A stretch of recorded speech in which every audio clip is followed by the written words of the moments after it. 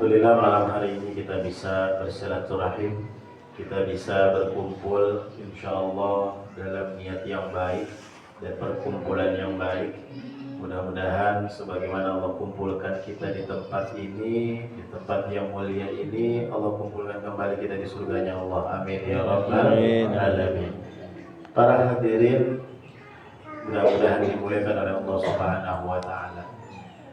Allah Subhanahu wa taala menyampaikan agama Islam lewat baginda Nabi Muhammad sallallahu alaihi wasallam itu visinya untuk kebahagiaan manusia dunia dan akhirat. Jadi agama Islam itu adalah satu ajaran yang ketika seseorang itu mempelajari dan mengamalkannya, mau orang itu orang Islam atau tidak Islam, ketika ilmu yang ada di dalam ajaran Islam itu diamalkan, maka dia akan bahagia di dunia dan akhirat. Kalau yang dia tidak Islam, bahagianya di dunia. Tapi kalau dia Islam mengamalkan, maka bahagianya di dunia dan akhirat. Saya kasih contoh. Kenapa Islam itu adalah satu ajaran yang membuat seseorang itu pengamalnya bahagia di dunia dan akhirat. Allah Subhanahu wa taala perintahkan satu perintah yang pasti dalam perintah itu ada manfaatnya. Dan Allah larang satu larangan yang pasti di situ ada mudaratnya. Contohnya sholat. Allah perintahkan kita sholat, ketika sholat itu sholat wajib, pasti manfaatnya banyak. Di sholat sudah ada penelitiannya, orang yang sholat itu bisa membuat dia sehat. Karena ada aliran darah yang menuju ke otak.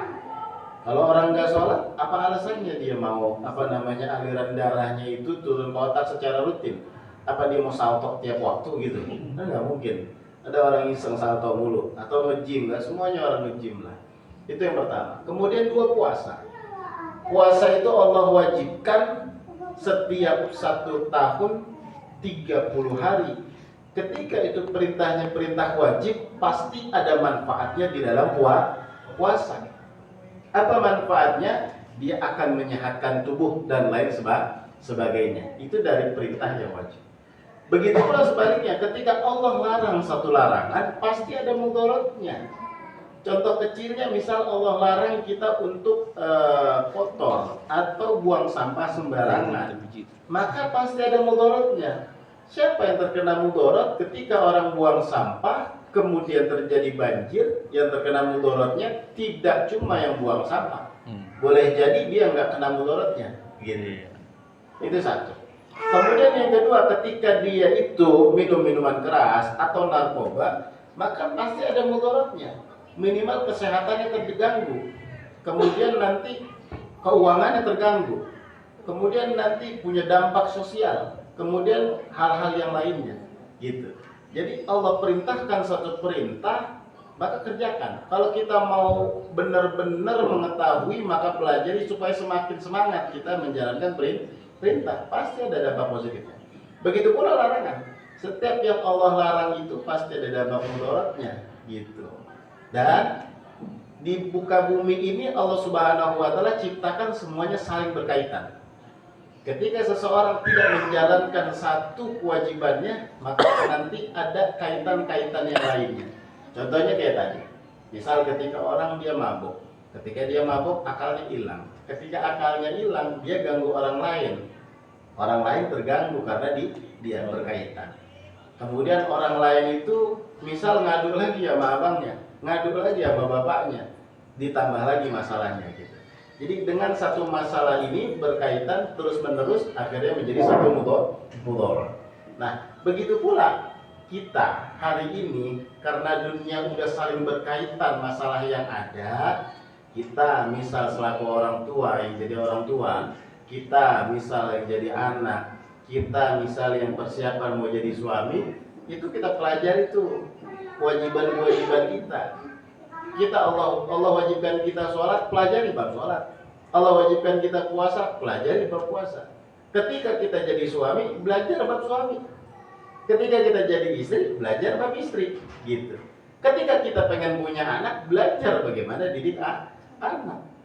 Dan dunia hari ini, keadaan hari ini itu udah macam-macam mudaratnya.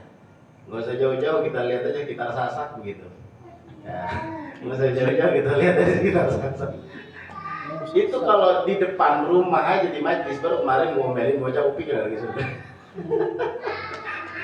Itu yang ngomong apa? Yang ngomong anjing, ngomong babi, ngomong hubungan orang tua begitu, kelamin perempuan, itu satu mudarat.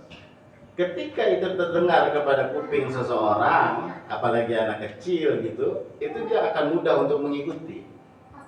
Maka bagaimana cara menyelamatkan anak kita? Yang anak kita itu wajib untuk kita didik tuh. Anak itu wajib nggak cuma dikasih makan doang. Ya, wajib dikasih makan, tapi dengan syarat makanan yang halal. Saya kasih cerita sebelum saya sambung ke bab sasak jikin.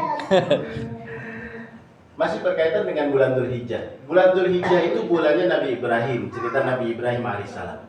Nabi Ibrahim itu ada 3 hal yang penting untuk kita pelajari. Yang pertama, Nabi Ibrahim itu walaupun beliau nanti akan menjadi nabi, beliau itu masih mau belajar hakikat daripada siapa itu Tuhannya.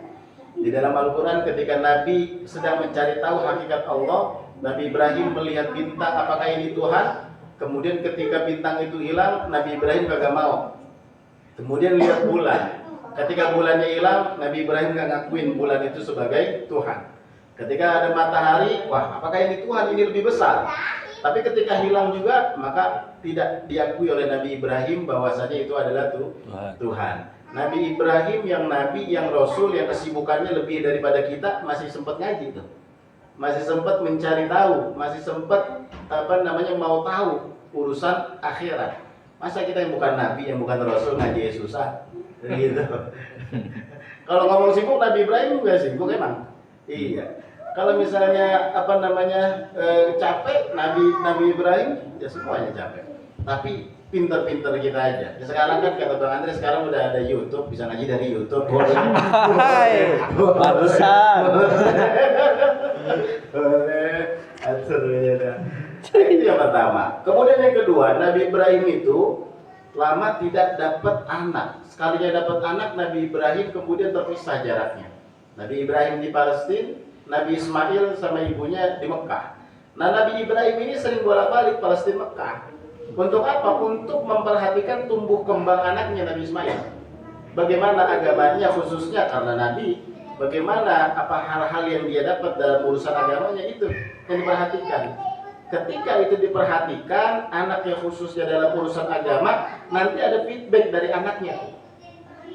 Akhirnya ketika sudah pada masa yang Allah tentukan, ada di dalam Al-Quran di situ, ketika sudah masanya, Nabi Ibrahim mimpi 3 kali itu menyembelih anaknya Nabi Ismail. Kalau Nabi yang mimpi itu namanya wahyu. Nabi yang mimpi namanya wahyu perintah Allah. Nabi Ibrahim mimpi menyembelih Nabi Ismail, berarti itu perintah dari Allah. Akhirnya Nabi Ibrahim nanya, wahai Nabi Ismail, wahai anakku, aku mimpi menyembelih kamu, bagaimana pendapatmu? Gitu. Bayangin kalau anak kita. Kalau anak kita. Anak kita. Gua dapat perintah mau nyembelih lu nih. Lah, gila, jangan kan nyembelih, disuruh ke warung aja kadang-kadang repot. Disuruh nyuci-nyuci yang lain kadang-kadang repot. Tapi Nabi Ibrahim, memanglah ini sekelas Nabi ya, jauh. Tapi kan memang tetap ada yang bisa kita ambil hikmahnya. Nggak bisa seperti Nabi Ismail 100% anak kita, minimal 50-60% lah. Atau 40% lah. Tapi jangan sampai kebelangsak sama sekali gitu. Bagaimana caranya supaya kagak kebelangsak? Ada usaha kita di situ. Jangan kita biarin aja. Kita lepas aja anak kita kemana gitu. Main sama siapa? Mas Anu, biarin. Main sama siapa? Mas Anu, biarin. Giliran udah di kantor polisi baru kita urusin. Telat sudah. Telat. Kalau misalnya kita mau menjaga orang di sebelumnya, mau kita omelin, mau kita gamparin, mau kita katain di sebelumnya tuh. Tapi kalau udah kejadian, nah mau diapain lagi kejadian? Mau dipukulin, urusin gitu. Makanya mencegah itu lebih baik daripada mengobati. Kita harus siap keluar duit pas pencegahan, jangan pas pengobatan. Bagaimana caranya ini anak bisa baik sebelum nanti akhirnya kita keluar duit di akhir gitu. Jangan sayang-sayang gitu, anak masih kecil.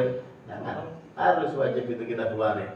Nah, akhirnya ketika itu Nabi Ismail ngomong, wahai ayahku, kerjakan yang apa yang Allah perintahkan kepadamu, niscaya kamu akan mendapati aku termasuk orang yang sabar. Tingkat Nabi tinggi. Nah, kembali lagi kepada kampung kita atau rumah kita atau desa kita. Maka kita lihat, ketika memang tidak memungkinkan anak kita tumbuh kembang di sana, sebisa mungkin kita jaga, kurung kayak di rumah gitu. Kalau mau lemparin kayak bagaimana caranya gitu, supaya tidak terkontaminasi. Jangan kita bilang juga, anak orang bader lah, ngomel sama bapaknya. Anak orang bader, jangan anak bapaknya ngomel. Kita urus saja anak kita. Jadi ada pilihannya begitu. Kita kita jaga dengan baik, kita lihat tumbuh kembangnya dengan baik, kita penjara dia dengan circle yang memang memungkinkan, kita upayakan gitu. Kalau bisa kita pesantrenkan. Makanya saya itu kalau misalnya nyantrenin anak pas TK banyak juga pro kontra. Tapi kalau kita belajar ilmu usul fiqh itu ada kaidah namanya akhafud dararain. Memilih salah satu dari dua mudarat yang bahaya. Kayak kemarin pas capres dah, ketika capres nih kira-kira nggak ada yang bagus semua, pilih yang dikit nggak bagusnya gitu. Kalau ada dua hal yang berbahaya, pilih yang ringan bahayanya. Yang mana tuh? Ini anak kalau kita diemin aja di rumah, bahaya lingkungan gitu. Kalau kita pesantrenin ini anak bahaya, nggak dekat sama orang tua, biarin dah, pesantren aja. Daripada antar ke belakang gedenya gitu. Itu kalau mau ngambil yang itu. Atau yang bagaimana kayak yang penting kita itu punya kekuatan, punya tenaga, punya kontribusi untuk anak kita. Jangan sampai nanti akhirnya keluar kita dari muka bumi ini, anaknya itu tidak diurus dengan baik, nanti akhirnya minta pertanggungjawaban sama Allah. Tapi kalau misal anak udah diupayakan, pala kita jadi kaki kita jadi pala, khususnya dalam mendidik dia supaya jadi anak yang soleh, tapi Allah takdirkan tidak gitu, kita lepas tanggung jawab. Sampai kapan? Selaku orang tua, sampai meninggal dunia. Jangan sampai balik aja. Kalau misalnya emang dia baik, cukup. Tapi kalau misalnya memang naudzubillah min dzalik, lagi belok-belok begitu, tetap nasihatin, tetap doain. Sampai kapan? Sampai meninggal dunia. Walaupun memang kewajibannya itu tetap sampai balik. Makanya apa yang Allah Rasulullah sampaikan, didik anak dari segini, begini cara sholatnya, nah itu dimulai diikuti gitu. Jangan ntar giliran udah gede, anak gua nggak badung banget sih ya, gitu. Lah dulu bagaimana ngajarnya, gitu. Jangan nyalahin anaknya mulu, lihat dulu bagaimana kita ngedidiknya gitu. Anak gua susah mau dibilanginnya ya gitu. Dulu bagaimana didiknya, gitu. Makanya kan ada cerita pas Sayyidina Umar bin Khattab itu diaduin sama salah satu jamaahnya, salah satu rakyatnya, anaknya durhaka katanya. Ditanya, akhirnya dinasehatin tuh anaknya. Udah dinasehatin sama Khalifah Umar bin Khattab, selesai, anaknya nanya, wahai Khalifah, apakah saya boleh bertanya? Boleh. Apa yang kamu tanya? Wahai Khalifah, apakah ada kewajiban seorang ayah kepada anaknya? Ada. Apa Khalifah kalau boleh tahu? Yang pertama, cari calon ibu untuk anaknya yang baik. Nah itu tuh, cari calon ibu untuk anaknya yang baik. Karena istri atau calon ibu dari anak ini madrasatul ula, pendidik pertama. Kemudian yang kedua, kasih nama yang baik. Kayak Asnawi kan, bagus tuh, ngikut dari dari kiai. Udah dapat 2 poin berarti. Iya. Katanya mau nambah adik nih.